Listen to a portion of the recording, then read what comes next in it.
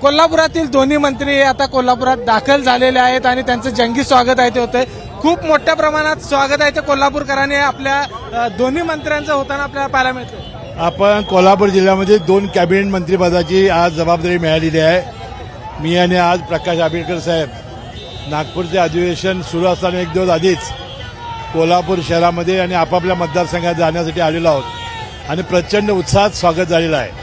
आणि मला वाटतं जे बहुमती मिळालेलं आहे त्यामुळे आमची दोघांची आणि आमच्या महायुती सरकारची अपेक्षांची जबाबदारी वाढलेली आहे. कोल्हापूरला पहिल्यांदाच 2 अशा पद्धतीचं मोठी पदं मिळाली. बरोबर आहे. 2 कॅबिनेट मंत्रिपदं पहिल्यांदा झालेली आहेत. त्याबद्दल मी मनपूर्वक महायुतीच्या तिन्ही नेत्यांचा आभारी आहे. प्रकाश आंबेडकरांना मंत्रिपद मिळाल्यानंतर कोल्हापूर जिल्ह्यातच नाही तर संपूर्ण राज्यामध्ये कौतुक होते की तळागाळातल्या एका आमदाराला अशा पद्धतीची संधी आहे ती एकनाथ शिंदेने दिलेली आहे. मी शिवसेनेचे मुख्य नेते आदरणीय एकनाथजी शिंदे साहेबांचं मनापासून आभार मानेन की अत्यंत चांगल्या पद्धतीची जबाबदारीने संधी मला दिली. या सर्वसामान्य कार्यकर्त्याला देणाऱ्या संधीमुळे निश्चितपणानं शिवसेनेच्या एकूण संघटनेमध्ये सुद्धा प्रचंड उत्साह आणि त्याच पद्धतीचं काम करण्याची जबाबदारी सुद्धा आम्ही घेतो. एक अध्यक्ष ते मंत्री महोदय अशा पद्धतीचा प्रवास आहे तो आपला या ठिकाणी. ग्रामीण भागाला खूप मोठी संधी आहे ती एकनाथ शिंदेने दिली. निश्चितपणानं कॅबिनेट मंत्रिपदाची संधी मिळणं हे माणसाच्या आयुष्यामध्ये खूप भाग्याचा क्षण आहे आणि तो क्षण माझ्यासाठी खूप महत्त्वाचा आहे. तेवढंच जी जबाबदारी आहे ती तेवढ्याच ताकदीने आणि शक्तीनं पार पाडण्यासाठी निश्चितपणानं आपण काम करू. 2000 आपल्याला माहिती आहे 19 पासून त्यागाची भूमिका आहे ती आपण वेळोवेळी घेतलेली आहे. त्याचं फळ आता कुठंतरी म्हणायचं भगवान के घर देर आहे अंधेर नाही एवढंच म्हणूया आपण.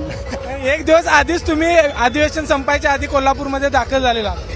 खरं तर कोल्हापूरला 2 कॅबिनेट मंत्रिपद मिळालेत. आदरणीय मुश्रीफ साहेब आणि त्यांच्याबरोबर मलाही मंत्रिपद मिळालं.